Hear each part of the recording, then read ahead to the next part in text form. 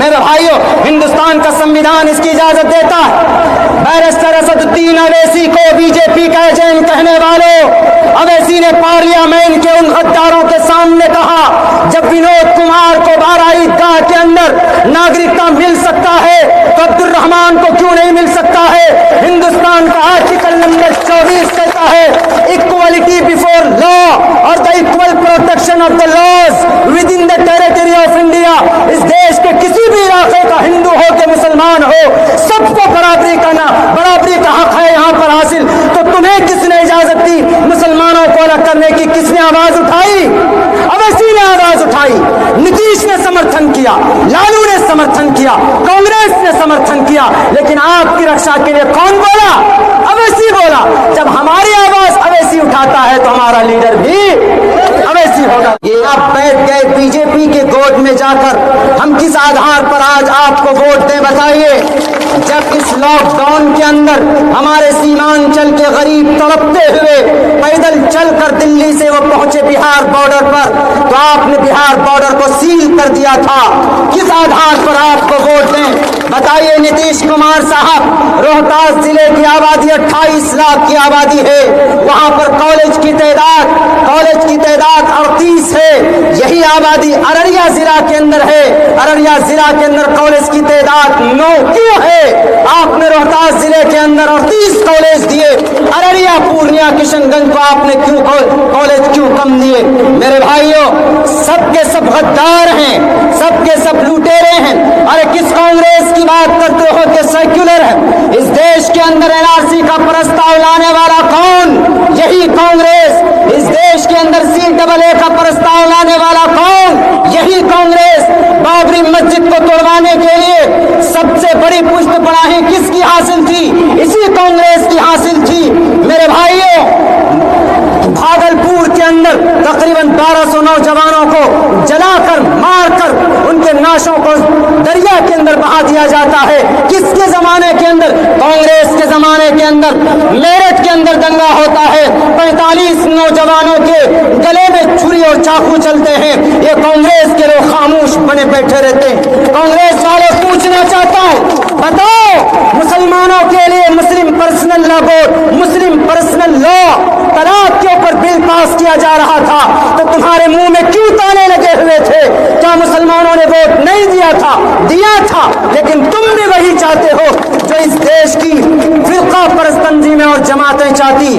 मेरे भाई, होश में आइए, होश में आइए। लोग पूछते हैं, लोग कहते हैं कि मौलाना किसके पीछे जाएं?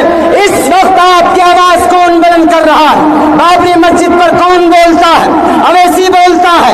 एनआरसी पर कौन बोलता है? अवैसी बोलता है। CAA पर कौन बोलता है? अवैसी बोलता है। बाबरी मस्जिद तोड़ी गई, फैसले आए, कौन बोला? अवैसी बोला। तलाक के ऊपर कौन बोला? अवैसी बोला। लॉकडाउन के ऊपर कौन बोला? अवैसी बोला। ये सीमांचल की तकदीर को बदलने के लिए आर्टिकल 371 के तहत तरक्की का पैकेज लाने वाला कौन? अवैसी। हमारे बड़े भाई अख्तरुल ईमान साहब, तो हमारा वोट भी किसको जाएगा? अवैसी को जाएगा। ये गद्दार लीडर जो चुपचाप बने बैठे हैं अपनी कुर्सियों पर, हमारा वोट इन गद्दार लीडरों को नहीं जाएगा। अल्लाह ने आपको मौका दिया मेरे भाइयों, अल्लाह ने आपको मौका दिया। कल तक तो आप बोलते थे कि मौलाना हमारे पास विकल्प नहीं है, अब तो आपके पास विकल्प है। मजलिस इत्तेहादुल मुस्लिमीन विकल्प है। हमारे बड़े भाई अख्तरुल ईमान साहब, कम जानते हैं, हमने इनसे सियासत सीखा है और इनकी क़यादत नुमाइंदगी के अंदर हम काम कर रहे हैं। एक बहुत बड़ा फैसला लेना था जो कि हाथ के लिए सदर साहब का इशारा हुआ, हमने सर आंखों पर रखा। हमने कहा कि सर, अगर सीमांचल की तकदीर बदलने के लिए अगर अब्दुल्ला सालिम को ये कुर्बानी देनी पड़े तो इस तरीके से अब्दुल्ला सालिम 100 कुर्बानियां देने के लिए तैयार है। मेरे भाइयों, क्या चाहिए आप लोगों को? क्या चाहिए? 70 साल से दूसरी पार्टी को देखा है हमने, अगर 5 साल के लिए MIM को देख लेंगे तो कुछ हर्ज हो जाएगा। तो इसीलिए हम लोग जब देखिए फसल लगाते हैं तो फसल के अंदर अगर कोई फसल किसी साल में मुनाफा नहीं देता है तो बदल देते हैं। तो 5 साल के लिए फसल लगाइए।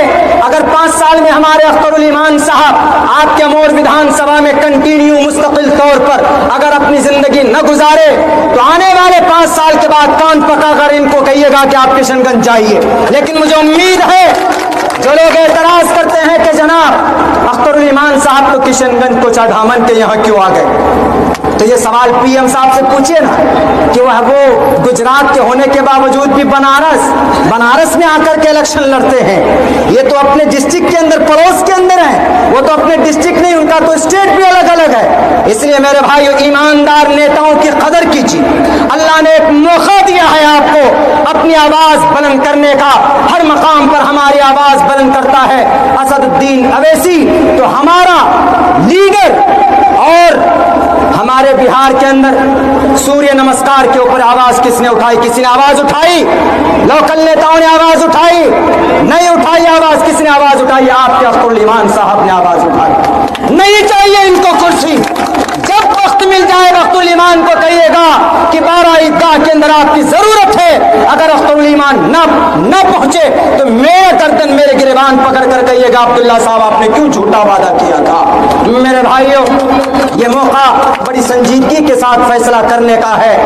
आप उन पार्टियों को अपने वोटों से सबक सिखा सकते हैं जिसने आपके खिलाफ, आपको भगाने के CAA, what is the meaning of CAA citizen amendment है। इस देश के अंदर माइनॉरिटी को भगाना कौन बोला?